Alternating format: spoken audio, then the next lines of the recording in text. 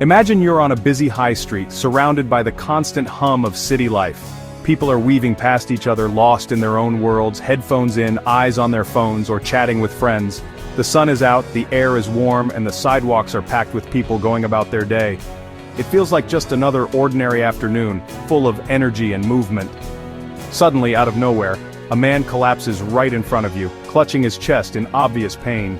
The world seems to slow down for a moment as the emergency unfolds. Some people glance over, maybe slow down, but most just keep walking, their attention barely flickering from their own concerns. The crowd seems to flow around the man as if nothing has happened. Someone pulls out their phone and starts filming, capturing the moment, but no one steps forward to actually call for help or check if the man is okay. It feels wrong, doesn't it? There's a sense of discomfort, a nagging feeling that something should be done, but nothing happens. You'd expect someone to help, to rush over or at least call for assistance, but often nobody does. The silence and inaction are almost as shocking as the emergency itself. Psychologists have a name for this strange phenomenon. They call it the bystander effect. The more people there are around, the less likely it is that anyone will actually step in to help. It's a paradox of human behavior. It's counterintuitive. Shouldn't more people mean more help? But in reality, the opposite often happens. In a crowd, responsibility gets diluted. Each person assumes someone else will take action, so no one does. Everyone waits for someone else to make the first move, hoping not to stand out or make a mistake. You could be surrounded by hundreds of people and still feel completely alone in a crisis, invisible in the middle of a crowd. This isn't about people being bad or uncaring. Most of us want to help, and we like to think we would. Most of us believe we'd be the hero in that moment, but the bystander effect shows how easily good intentions can get lost in the crowd. It's a glitch in our social wiring. Our sense of responsibility fades when we're surrounded by others, and we look to them for cues on how to act. Why do we freeze when we know we should act? Why does hesitation take over, even when someone clearly needs help? It's a question that's troubled psychologists for decades, leading to countless studies and experiments.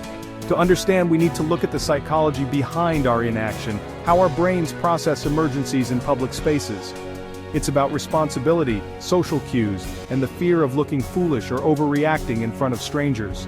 The bystander effect isn't just a theory, it has real consequences every day, both offline and online, where people can be ignored in digital spaces too. So, what's really going on in those critical moments when no one moves? Let's find out together. To truly understand the bystander effect, we need to revisit a pivotal moment in American history. Queens, New York, 1964. This was a time when the city was bustling, neighborhoods were close-knit, and yet, something unimaginable happened that would change the way we think about human behavior forever. Kitty Genovese, a 28-year-old woman, was returning home from work late at night. As she walked toward her apartment building, she was suddenly attacked on the quiet street outside her home. Her desperate screams for help pierced the silence, echoing off the brick walls and through the rows of apartment windows.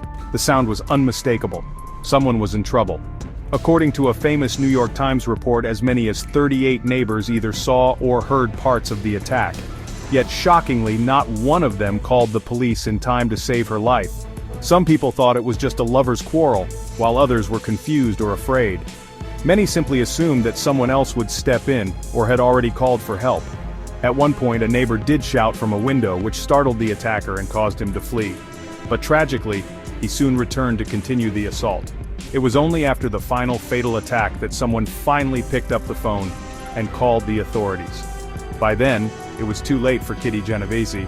The story quickly spread across the country, shocking the nation, not just because of the brutal crime but because of the apparent inaction of so many witnesses. People everywhere asked, how could so many people do nothing?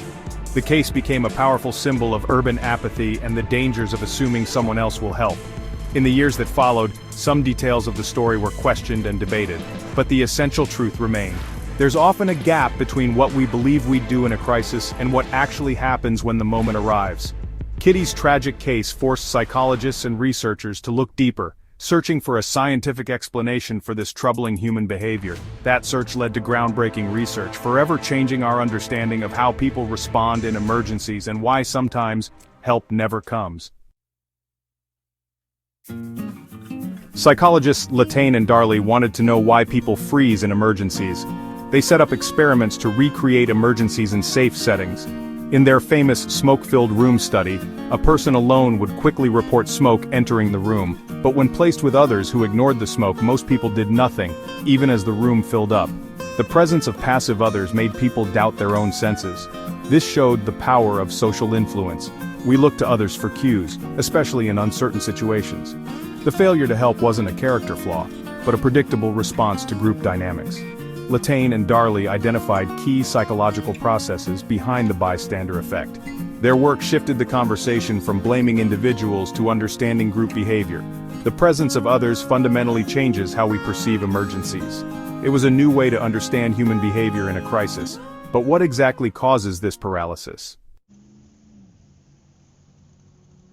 The first reason we freeze is diffusion of responsibility. When you're alone, you know it's up to you to help. But in a crowd, responsibility spreads out. Everyone assumes someone else will act. The more people present, the less responsible each person feels. In the Kitty Genovese case, each neighbor likely thought someone else had already called the police. This leads to collective inaction.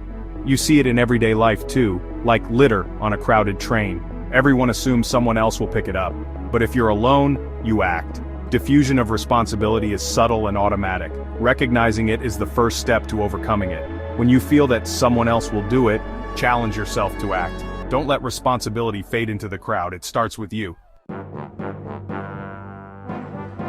The next factor is social influence, the power of the crowd. We look to others for cues, especially in confusing situations. If no one else is reacting, we assume everything's fine. In emergencies, this can be dangerous. In the smoke-filled room, people ignored the smoke because everyone else did. We fear being the one who overreacts or looks foolish. This creates a loop. Everyone waits for someone else to act, so no one does. Psychologists call this pluralistic ignorance. Everyone privately thinks something's wrong, but no one acts because no one else is. The desire to fit in can override our instincts to help. Social influence is powerful, but it can be broken. Sometimes all it takes is one person to act for others to follow. Don't underestimate the impact of your actions. The last ingredient is fear, specifically fear of social judgment. We worry about making a mistake, looking foolish, or being wrong. This evaluation apprehension can be paralyzing. The fear of embarrassment often outweighs the urge to help. We wait for someone more confident or qualified to step in. Combined with diffusion of responsibility and social influence, this fear creates the perfect storm for inaction.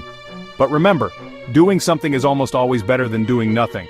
The risk of embarrassment is small compared to the chance to help someone in need. Courage means acting, even if you're unsure. Don't let fear silence you. The bystander effect isn't just a street phenomenon, it's alive online. On social media, digital crowds witness bullying, harassment, or calls for help. Thousands see it, but few intervene. Online, diffusion of responsibility is even stronger. Everyone assumes someone else will report or help. Anonymity makes it easier to ignore problems. Social influence is at play too. If no one speaks up, silence becomes the norm. This allows toxic behavior to flourish.